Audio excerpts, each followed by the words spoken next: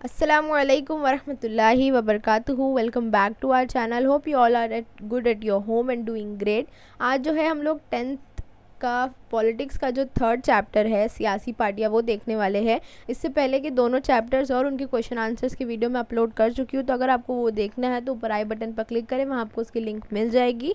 अब जो है हम ये थर्ड चैप्टर देखने वाले हैं जो थोड़ा सा थियोरेटिकल है, इन्फॉर्मेशन पर बेस्ड है मोस्टली। तो मैं पूरी कोशिश करूँगी कि उसको इस तरह से समझाऊँ कि आपको जो है ईजिली समझ में भी आ जाए और आप अपने लफ्ज़ों में लिख भी सके पेपर में।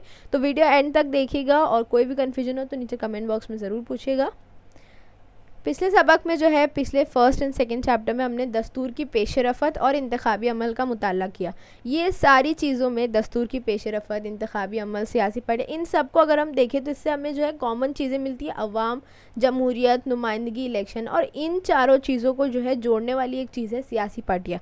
अवाम और जमहूरियत का ये रिश्ता है। जमहूरियत यानी क्या? अवाम जो है अपने आप में से किसी को चुनती है अपने आप को हुकूमत करने के लिए, यानी अवाम में से अवाम के लिए और अवाम के ज़रिए चुनी जाती है वो। तो सियासी पार्टियाँ जो है वो अवाम हो, जमहूरियत, नुमाइंदगी और इलेक्शन, इन चारों चीज़ों को जोड़ के रखती है। किस तरह जोड़ के रखती है? जमहूरियत में जो है अवाम जो है नुमाइंदों को वोट करके जो है उनको बरसरे इक़्तिदार लाती है। नुमाइंदे जो है वो कहाँ से आते हैं? सियासी पार्टियों से। इलेक्शन जो है वो सियासी पार्टियों के बीच में लड़े जाते हैं। वोट जो है वो सियासी पार्टियों को दिए जाते हैं। तो इन चारों चीज़ों में जो है सियासी पार्टियां जो है वो सबसे अहम कड़ी है। हम जो है अक्सर न्यूज़ में, अपने आसपास, किताबों में, हर जगह जो है सियासी पार्टियों के मुतालिक पढ़ते आए हैं, सुनते आए हैं। तमाम ही जो दुनिया भर के जमहूरी निज़ाम है उसमें सियासी पार्टियों का वजूद जो है पाया जाता है। मुख्तसर ये है कि जमहूरियत की वजह से जो है सियासी पार्टियों में इक़्तिदार के लिए मुकाबला रही होती है। यानी जमहूरियत में क्या होता है, जैसे मैंने अभी बताया कि अवाम जो है किसी नुमाइंदे को चुनती है, तो किस नुमाइंदे को चुना जाएगा इस पर जो है सियासी पार्टियाँ जो है इक़्तिदार के लिए, यानी बरसरे इक़्तिदार आने के लिए, यानी जो है मुल्क में हुकूमत करने के लिए जो है मुकाबला राई होती है एक दूसरे के अंदर। हम बहुत अच्छे से जानते हैं। तो क्या होता है, कैसे होता है, क्या उसकी जो है मकसद होती है, बेसिस क्या होता है, वो सब जो है हम इस सबक में पढ़ने वाले हैं। सबसे पहले जो है हम देखेंगे सियासी पार्टियां होती क्या है। तो जिस तरह समाज में ग्रोह और इदारे और तहरीक फ़ाल होती है, उसी तरह सियासी पार्टियां भी इलेक्शन लड़ने के लिए ही पेशकदमी करती हुई नज़र आती है। समाज के दीगर इदारों, तंजीमों और सियासी पार्टियों में फ़र्क होता है। सियासी पार्टियां भी जो है समाजी तंजीम ही होती है, लेकिन इसके मकासद और तरीक़ेकार जो है वो अलग होते हैं। यानी हम अक्सर अपने आसपास देखते हैं समाज में अलग अलग ग्रोह, अलग इदारे हैं, जो तहरीक है, मूवमेंट्स है, ऑर्गेनाइजेशंस है, सब जो है वो समाज के हित के लिए काम करने में जुड़ी होती है। तो सियासी पार्टियां भी उसी तरह से होती है, बट वो जो है इलेक्शन लड़ने के ज़रिए जो है पेशकदमी करती है। इनमें और मतलब समाज के जो दीगर ऑर्गेनाइजेशंस है, इदारे हैं, तंजीम है, उनमें और सियासी पार्टियों में फ़र्क क्या है कि सियासी पार्टियां भी जो है वो है एक सोशल ऑर्गेनाइजेशन, लेकिन उसके जो मकासद है और जो तरीक़ेकार है वो थोड़ा अलग है। मकासद और तरीक़ेकार अलग इस तरह हम कह सकते हैं कि वो जो है इलेक्शन के ज़रिए समाज में जो है उभरती है और फिर जो है समाज के हित में काम करती है। डेफिनेशन देखेंगे अगर सियासी पार्टी की, तो आपको दोनों में से कोई एक डेफिनेशन याद कर लेनी है, ताकि जब भी सियासी पार्टी से रिलेटेड कोई क्वेश्चन पूछे तो आप जो है ऐसे एज एन इंट्रो लिख पाए। जब लोग सियासी इक़्तिदार हासिल करने के लिए इकट्ठा होकर इंतखाबी अमल में शरीक होते हैं, तब उस तंजीम को सियासी पार्टी कहा जाता है। लोग जो है एज एन इंडिपेंडेंट कैंडिडेट भी होते हैं, बट जब लोग जो है सियासी इक़्तिदार को, पॉलिटिकल जो हेड होता है कंट्री का, जो अभी जो है सियासी इक़्तिदार, यानी पॉलिटिक्स में जो जैसे समाजी अलग होता है और पॉलिटिक्स जो है वो अलग कंसेप्ट है कि पूरे दस्तूर में जिस तरह इलेक्शन का तरीका बताया गया है उस लिहाज से उन सारी चीज़ों को फॉलो करके इक़्तिदार में आने के लिए जब जो है लोग एक दूसरे के साथ मिलकर एक पार्टी बनाते हैं और इंतखाबी अमल में शरीक होते हैं, तब उस तंजीम को जो है सियासी पार्टी कहा जाता है। या फिर हम इस तरह कह सकते हैं कि सियासी पार्टी से मुराद इलेक्शन लड़ने और जीतने के बाद इक़्तिदार हासिल करके अपनी पार्टी की हुकूमत को कायम करने वाले लोगों का ग्रोह है। यानी सियासी पार्टी क्या होता है? इलेक्शन जो है ऐसा ग्रोह जो इलेक्शन लड़ता है और उसे जीतने के बाद जब उसको इक़्तिदार मिलता है तो वो अपनी पार्टी के ज़रिए जो है हुकूमत कायम करता है मुल्क में, तो वो जो है ग्रोह सियासी पार्टी कहलाता है।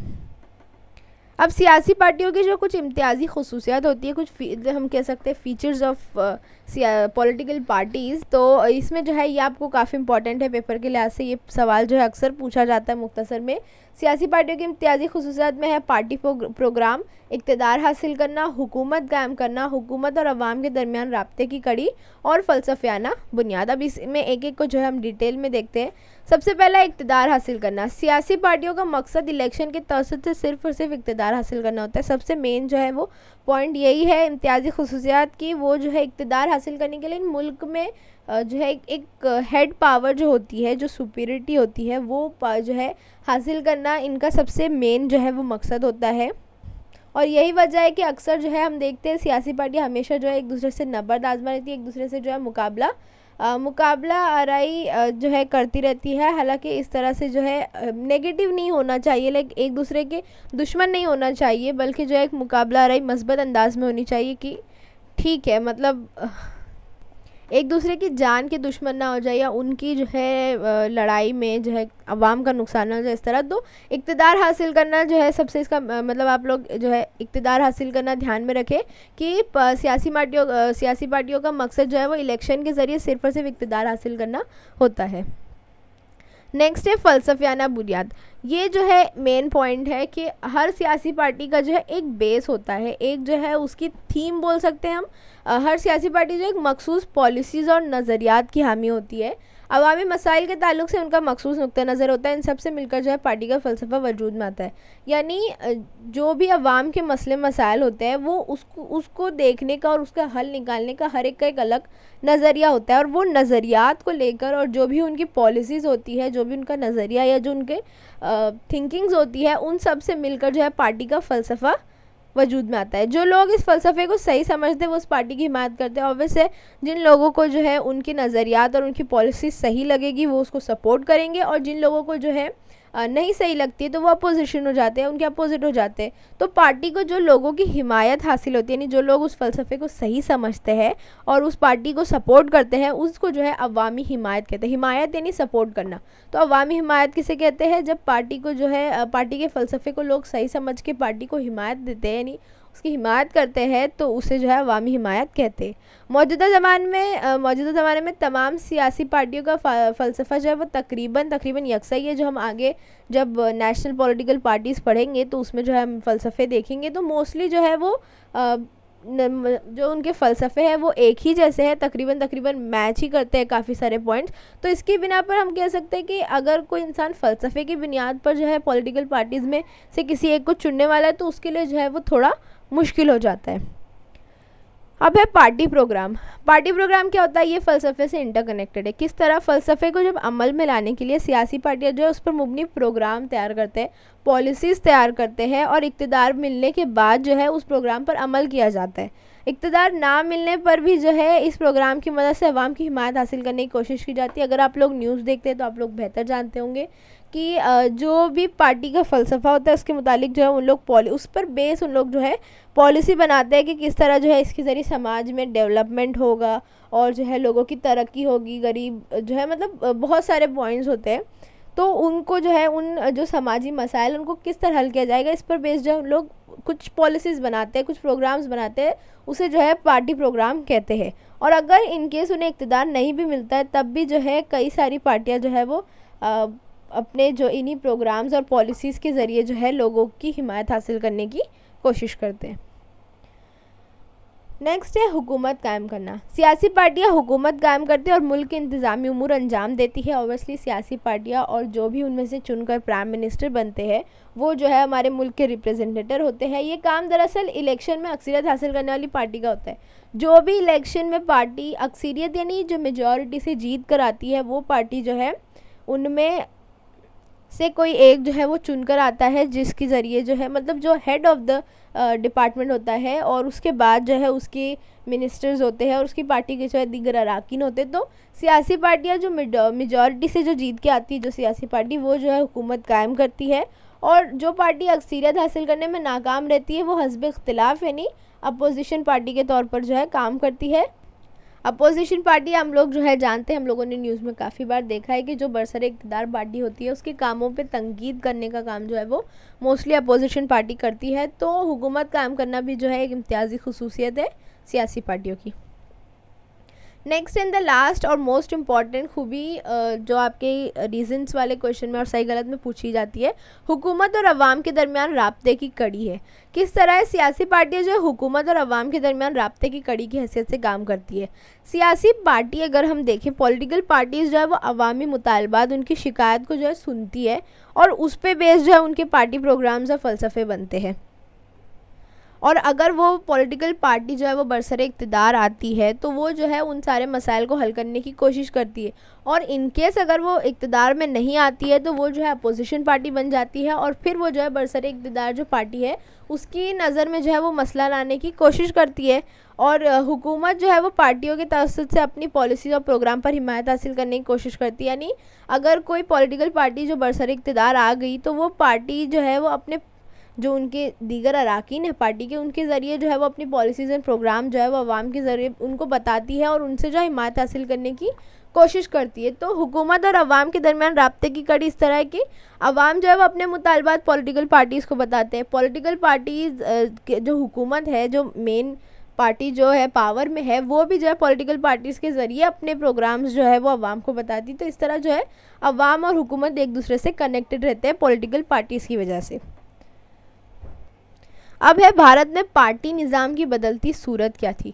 तो सबसे पहले अगर आज़ादी से पहले की बात करें तो इंडियन नेशनल कांग्रेस जो है वो एक अहम पॉलिटिकल पार्टी थी उस ज़माने की, लेकिन उस वक्त उसका मकसद अलग था। उस वक्त जो है वो आज़ादी दिलाने के लिए जो है जद्दोजहद करती थी। तो आज़ादी के बाद के ज़माने में कांग्रेस जो है वो एक ताकतवर पार्टी थी। चंद मकामात को छोड़कर मरकज़ और रियासती सतह पर इस पार्टी को अक्सरियत हासिल थी। कुछ मकामात ऐसे थे जहाँ पर जो है उस जगह की इलाकाई पार्टियों को जो है इम्पोर्टेंस हासिल थी, लेकिन जो हम आगे पढ़ेंगे इलाकाई पार्टियों के सेक्शन में, लेकिन उन कुछ मकामात, कुछ स्टेट्स को छोड़कर मरकज़ पे यानी सेंट्रल में और रियासती सतहों पर जो है इंडियन नेशनल कांग्रेस को जो है पूरी की पूरी अक्सरियत हासिल थी, यानी मेजॉरिटी हासिल थी। मुल्क की सियासत पर मज़कूरा पार्टी की गिरफ्त मजबूत थी।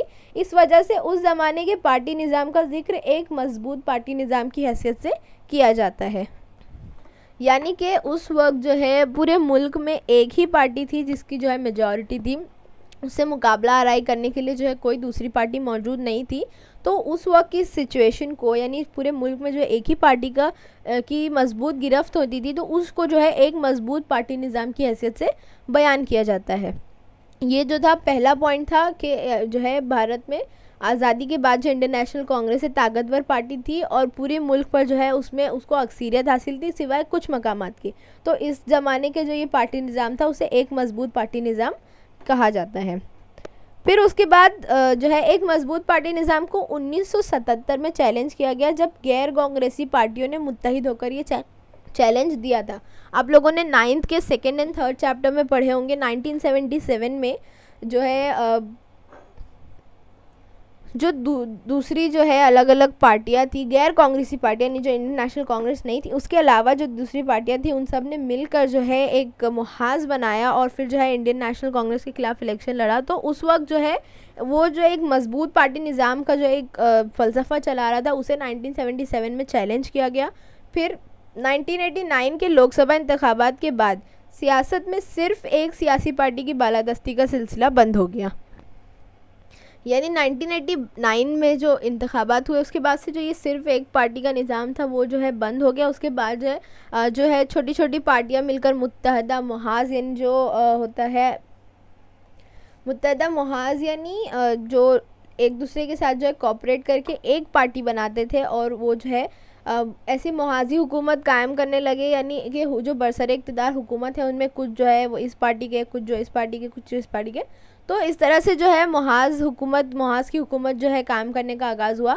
अभी मुहाज़ की हुकूमत कायम करने का तजुर्बा हमारे मुल्क में जो है भारतीय जनता पार्टी यानी बीजेपी और कांग्रेस दोनों ही पार्टी ने किया है। और हमारे मुल्क में जो है सारे इलेक्शंस ने ये साबित किया है कि मुहाज़ी हुकूमत जो है वो अदम इस्तेहकाम पैदा करती है। ये बात जो है गलत है। अदम इस्तेहकाम यानी जो है अदम यानी ना और इस्तेहकाम यानी जो है मजबूती। तो कहा जाता था कि मुहाज़ी हुकूमत जो होती है, जो मिलकर एक हुकूमत बनाई जाती है, तो उससे जो है काफ़ी सारी जो है कमज़ोरी या खामी पैदा होती है जो है पार्टी में या जो हुकूमत है उसमें। लेकिन मतलब जो है लोग ऐसा कहा जाता था कि मुहाज़ी हुकूमत में जो है उतना कोऑपरेशन नहीं होता है एक दूसरे से, लेकिन भारत में जो है मुहाज़ की हुकूमत कायम की गई और इस बात को साबित भी किया गया कि ये जो है ये स्टेटमेंट गलत है कि मुहाज़ी हुकूमत में जो अदम इस्तेकाम या किसी तरह की खामी या कमज़ोरी पैदा होती है। और अब जो है वो मुत्तहदा मुहाज़ की हुकूमत, ये जो मखलूत हुकूमत इसे कहते हैं, तो ये जो है भारत के सियासी निज़ाम में मुस्तकिल हैसियत जो इख्तियार कर गई। अगर आप एकदम रिसेंट की बात करें 2020 में ही जो महाराष्ट्र की हुकूमत है वो भी जो है मुहाज़ की हुकूमत कायम की गई है शिवसेना और कांग्रेस के साथ। तो इस तरह के जो है आप लोग बहुत सारे अपने पूरे मुल्क के जो है अलग अलग इलेक्शंस का अगर आप देखें तो उसमें जो है आप लोग एक चीज़ नोटिस करेंगे कि भारत के सियासी निज़ाम में जो है अब ये चीज़ जो है मुस्तकिल हैसियत जो परमानेंट होती जा रही है मुहाज़ की हुकूमत। तो ये जो है भारत में पार्टी निज़ाम की बदलती सूरत थी। अब ये क्या आप जानते करके एक जो है आपको बॉक्स दिया गया है जो काफ़ी इम्पॉर्टेंट है।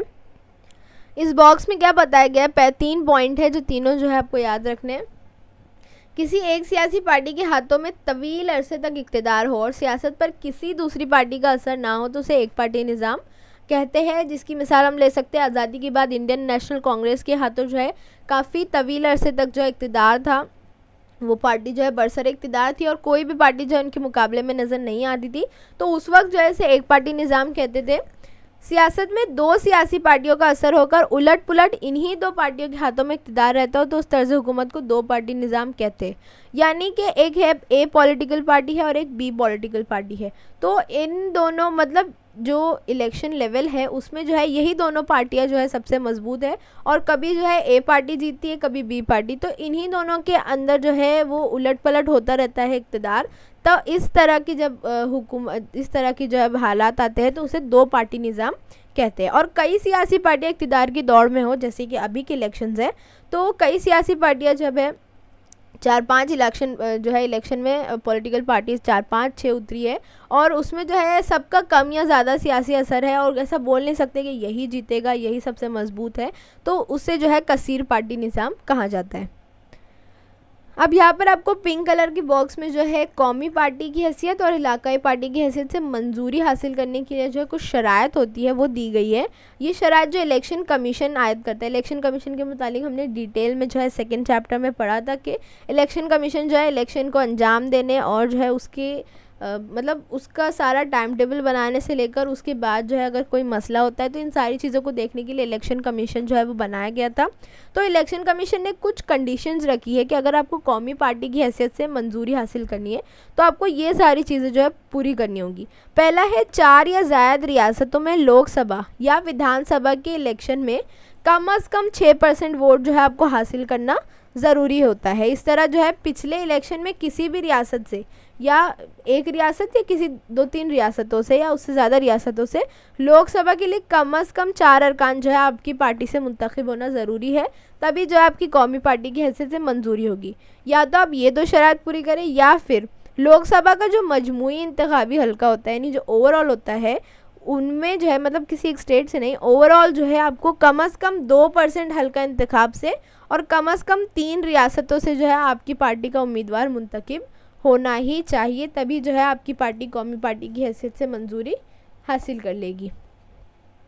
इसी तरह इलाकाई या रियासती पार्टी की हैसियत से भी जो है मंजूरी हासिल करने के लिए कुछ शराइत है। पहला है लोकसभा या विधानसभा के पिछले इलेक्शन में कम अज़ कम 6% वोट हासिल करें या फिर जो है कम अज़ कम 2 अरकान जो है आपके यानी 2 कैंडिडेट आपके मुंतखब होना ज़रूरी है विधानसभा में, या फिर जो है विधानसभा के अरकान की जो कुल तादाद है उसमें से कम 3% नशिस्त या कम से कम 3 नशिस्त जो है आपको हासिल करना ज़रूरी है, तभी आप जो इलाकाई या रियासती पार्टी जो है माने जाएंगे। अब इन सारी जो कौमी पार्टी की जो शराइत थी उन्हें मंजूर करके जो है भारत में कुछ कौमी पार्टियां हैं, 7 जो है टोटल कौमी पार्टियां भारत में जो है मौजूद है टिल डेट। तो आप लोग जो है इसके नाम और ये वेब याद कर लीजिए। ये नाम भी जो है आप लोगों को इस तरह का वेब अक्सर भारत की कौमी पार्टियों पर वेब जो है पूछा जाता है और आपकी जो है इसके जो निशानात है वो भी जो है एक नज़र देख लीजिए ताकि आपको जो है ध्यान में रहे। पहली है Indian national Congress, Bharatiya Janata Party, Bahujan Samaj Party, Nationalist Congress Party, Communist Party of India, M मार्क्सवादी और ऑल इंडिया तृणमूल कांग्रेस। तो ये जो है हम 1 बाय 1 देखते हैं। यहाँ पर सबसे पहले उन लोगों का सने क़याम देख लिया, आप इसका स्क्रीनशॉट ले लीजिए क्योंकि आपको जो है ये याद रखने काफ़ी, मतलब आप अगर अपने आंसर में सने क़याम लिखते हैं तो एक अच्छा इंप्रेशन भी पड़ता है और कभी कभी आपको ये खाना पूरी जोड़िया में पूछा भी जा सकता है। इंडियन नेशनल कांग्रेस जो है वो 1885 में जो है क़याम इसका अमल में आया था और ये भारत की सबसे जो है पुरानी कौमी पार्टी में से एक है। Communist Party of India 1925, Communist Party of India M मार्क्सवादी 1962 में जो है ये कम्युनिस्ट पार्टी ऑफ इंडिया से टूट कर बनी थी। भारतीय जनता पार्टी 1980, बहुजन समाज पार्टी 1984 में क़याम में अमल आई थी।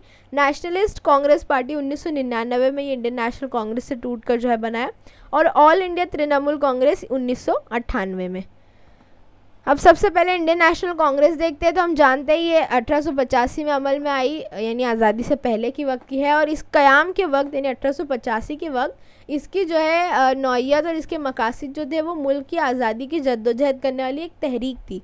इस वजह से जो है इसमें मुख्तलिफ तर्ज फ़िक्र के ग्रोह जो है इकट्ठा हुए थे और आज़ादी के बाद जो है कांग्रेस सबसे ज़्यादा बाअसर पार्टी के तौर पर जो है उभरी। फिर चाहे वो जो है 4-5 जो है हमारे मुल्क के वज़ीर आज़म जो है उस दौर में भी जो है इंडियन नेशनल कांग्रेस से ही ताल्लुक़ रखते थे। अगर आपको उनके नाम याद है या मालूम है तो प्लीज़ कमेंट सेक्शन में ज़रूर बताइएगा। तो शुरू से जो है इस पार्टी की पॉलिसीज़ क्या रही है, ये पॉलिसीज़ आपको याद रखनी है, पॉलिसीज़ लिखने के लिए आती है पेपर में कि मजहबी गैर जानिबदारी हुकूमत हो, यानी ये पार्टी जो है वो किसी एक पर्टिकुलर मज़हब को सपोर्ट नहीं करेगी, बिल्कुल मज़हब के तौर पर जो है ये न्यूट्रल होगी। हुमा जहत तरक्की, यानी मुल्क की जो है हर तरह से हर शोबे में जो है तरक्की की तरफ ध्यान देगी और कमज़ोर तबकात और जो अक़लियती फ़िरके हैं उनके लिए मसावी हुकूक़ और वसी समाजी फलाह व बहबूद पर मरकूज़ है। जो कमज़ोर तबकात है जैसे जो शेड्यूल ट्राइब है या जो दलित वगैरह है, उन तमाम कमज़ोर तबकात और जो अक़लियती फ़िरके, अक़लियत यानी अक़लियत उन समाज के उन ग्रोहों को कहा जाता है जो तादाद में कम हो, चाहे वो फिर जो है इलाकाई या मजहबी अक़लियत हम कह सकते हैं। तो अक़लियती फ़िरके भी जो है इन तमाम के लिए मसावी हुकूक़ और वसी समाजी फलाह व बहबूद, इनके लिए तालीम और रोज़गार के मौक़े और अलग अलग तरह की जो है इनकी तरक्की कराने के जो है अलग अलग पॉलिसीज़ बनाना, इन सारी चीज़ों पर जो है इंडियन नेशनल कांग्रेस जो है बेस रखती है अपना। और पार्टी ने जो है अपनी मज़कूरा पॉलिसी के मुताबिक कई प्रोग्रामों को जो है अमल में लाया है आज़ादी के बाद से लेकर अब तक। जो है आप लोगों ने कई पॉलिसीज़ के मुतालिक सुना होगा जो इंडियन नेशनल कांग्रेस के ज़रिए जो है इन सारी चीज़ों के लिए, स्पेशली कमज़ोर तबकात और अक़लियती फ़िरक़ों के लिए जो है कई सारी जो है तालीमी और रोज़गार की पॉलिसीज़ जो है वो अपनाई गई है। पार्टी को जमहूरी इश्तराकियत और बैनुल अक़वामी अमन और समाजी मसावत पर भरोसा है। बैनुल अक़वामी अमन और समाजी मसावत यानी हर एक के लिए जो समाज में यकसा मौक़े मैसर किए जाए, किसी भी तरह की जो है रंग, नस्ल और जो है ज़बान, मज़हब, इलाके, किसी भी बिना पर जो है उसमें तफरीक ना की जाए। नेक्स्ट है Communist Party of India. Communist Party of India जो है वो कार्ल मार्क्स के फ़लसफ़े पर बनी थी 1925 में। कार्ल मार्क्स का जो तिब्बती कशमकश का जो है फ़लसफ़ा है उससे रिलेटेड थी कि ये पार्टीज़ जो है वो मोस्टली मेहनत कशों, मज़दूरों और जो किसान होते हैं उनके मुफादात, जो कारीगर, मज़दूर, किसान वगैरह जो है उनके मुफाद के लिए, उनके फ़ायदे के लिए जो है काम करती है। और ये जो है सरमायादारी के मुखालिफ है, कैपिटलिस्ट जो होते हैं उनके मुखालिफ है। यानी कार्ल मार्क्स का जो है फ़लसफ़ा यही था कि समाज में जो है 2 तरह के होते हैं, हैव्स और हैव नॉट, यानी जिनके पास होता है वो और जिनके पास नहीं होता है वो। तो जिनके पास नहीं होता है और यानी जो गरीब लोग होते हैं उन पर जो अमीरों का जो अलग अलग तरह के जुल्म होते हैं उनके ख़िलाफ़, और जो गरीब लोग हैं, जो किसान, मज़दूर, कारीगर है जो समाज के, उनके लिए जो है ये फ़ायदे का काम करती है। 1962 के आसपास में चीन और सोवियत यूनियन, ये जो है 2 बहुत बड़े सोशलिस्ट मुल्क हैं जो इस कम्युनिस्ट यानी मार्क्सवादी फ़लसफ़े को फॉलो करते हैं। तो इन दोनों में से किसकी क़यादत जो है कबूल की जाए, यानी हम चीन वाले मार्क्सवादी फ़लसफ़े पर फॉलो करें या सोवियत यूनियन जो रूस वाला है उस पर फॉलो करें। तो इस बिना पर जो इस पार्टी में थोड़ी जो है उनके जो लीडर्स थे उनमें थोड़े जो इख्तिलाफात हो गए, थोड़ी फूट पड़ गई और जो है कम्युनिस्ट पार्टी ऑफ इंडिया जो है वो अलग हो गई। अब अलग होके एक नई पार्टी बनी जिसका नाम था Communist Party of India, M मार्क्सवादी। एम मार्क्सवादी जो है वो ये पार्टी क्या करती है, समाजवाद, मजहबी गैर जानिबदारी यानी किसी एक मज़हब को फॉलो ना करते हुए, और जमहूरियत की हामी है। ये पार्टी साम्राज्यत की मुखालिफ है। ये जो है वो कारीगर, किसान और जो ज़रूरी मज़दूर हैं उनके मुफादात यानी उनके जो फ़ायदे हैं, उनकी तरक्की का जो ध्यान रखना इनकी पॉलिसी है।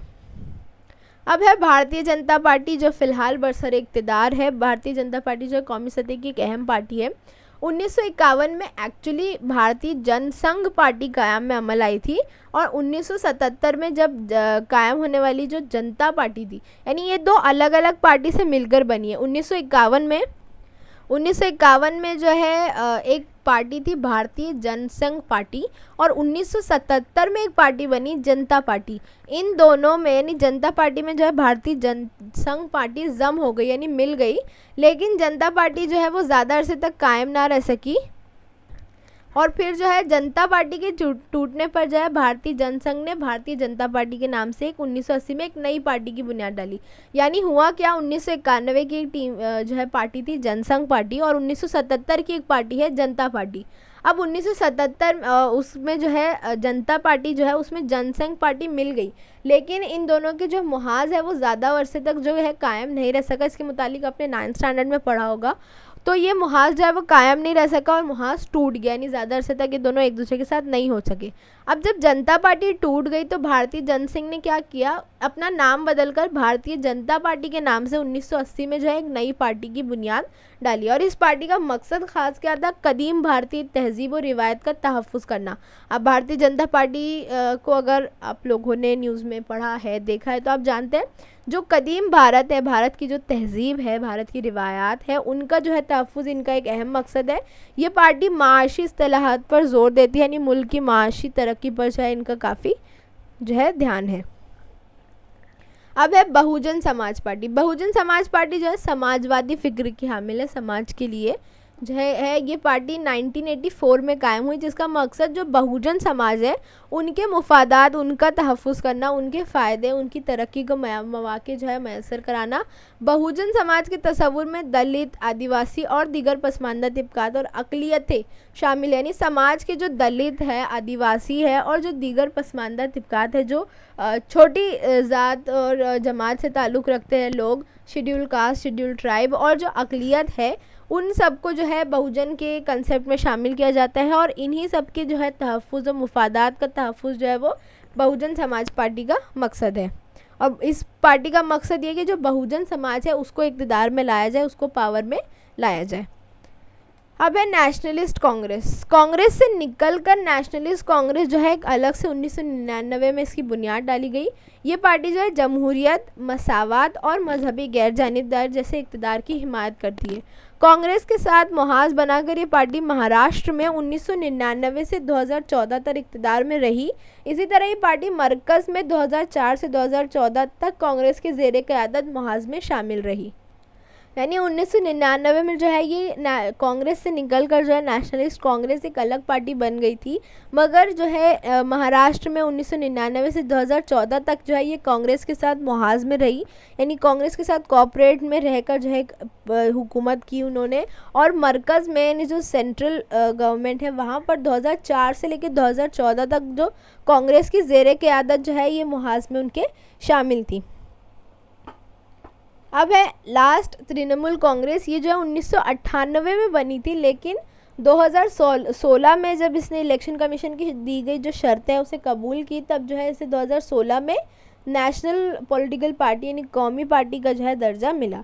ये जो है जमहूरियत, मजहबी गैर जानिबदारी और कमज़ोर तबक़ात का तहफ़्फ़ुज़ इस पार्टी की जो है पॉलिसी है।